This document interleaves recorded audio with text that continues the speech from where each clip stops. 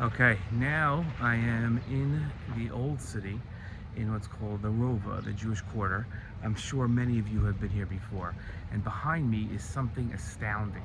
This used to be down closer to the Kotel, but this is a replica of the menorah that used to be in the Beis Hamikdash, right? So you'll see, like we talked about before, that there are only 3 arms on each side, 6 in total, with the shamash in the middle. And it is made, if you look closely here, and this one is really, it's the real deal. It's made out of pure gold.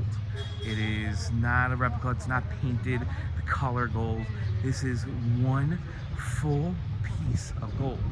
And in the Beis Hamikdash, it was high up. I'm standing below it. You can see there are steps here and it's raised high, but it was high up in the Beis Hamikdash, and the Kohen Gadol, or whichever Kohen would light it that day, would stand up on like a step and light it. Every morning they would clean it out from the night before.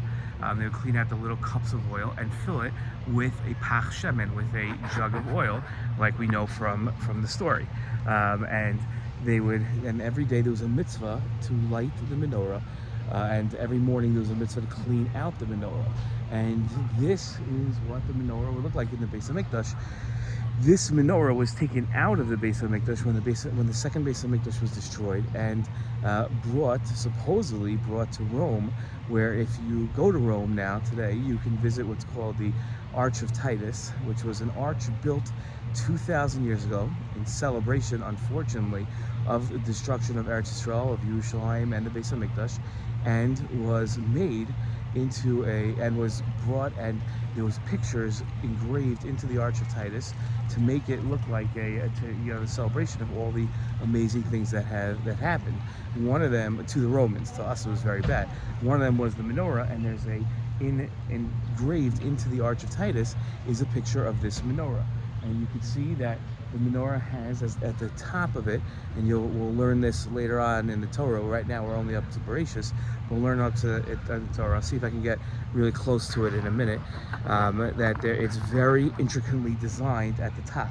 The bottom of it, of the arms, are just a solid piece with no engravings, but as you get to the top of each one, it's very fancy. Let's see if I can switch this around mid-video so you'll be able to see it. I don't think I can. I think we have to do a separate shooting to see how close it is, and to see how beautiful it really is. But it could be that when the Beis Hamikdash is rebuilt, hopefully later today, and if not later today, then very, very soon, it could be that they'll use this very menorah in the Beis Hamikdash. Today you can see, because it's surrounded by, it's because it's full of gold and it's very valuable, it's just left outside.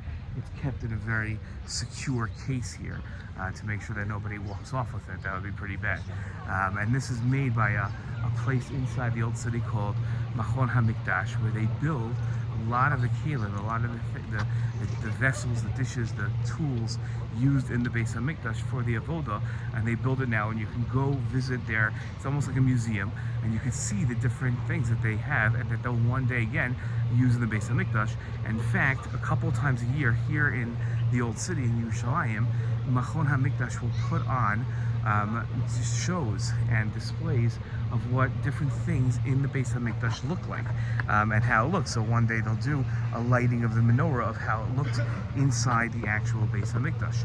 So I want you to look at this, and before I switch this over so you can see up close the menorah, but look at this and look how, and just imagine on Hanukkah, looking at this menorah coming into the Beis Hamikdash, being a Kohen, wanting to light it, and then only finding one pach shemen that's only going to light enough to light each of these at the top, and then every single day coming to the menorah and having another nace be performed. That would be absolutely incredible. Absolutely. So this is what the menorah looked like. Okay, I'm going to show you up close. Okay, so now I've jumped up and gotten really, really close up, so you'll be able to see the actual intricacies of how well designed the menorah is. So you can see, if you start at the bottom, the base has a lot of designs etched into it. It's not easy to do when it comes to gold. Okay, and as we go up, you can see how the middle is very, very well engraved. But the arms are really just basic. You can see it has a little tiny design, but then as you get to the top of it, these pieces are very well designed. So that is the uniqueness of the menorah. Now you can see it behind it, by the way, just in case you're curious, that's the Chorva shul. Very famous shul in Yerushalayim, and really my favorite place in the entire world to daven. Their minyan at Hanetz is not to be missed, especially on Shabbos.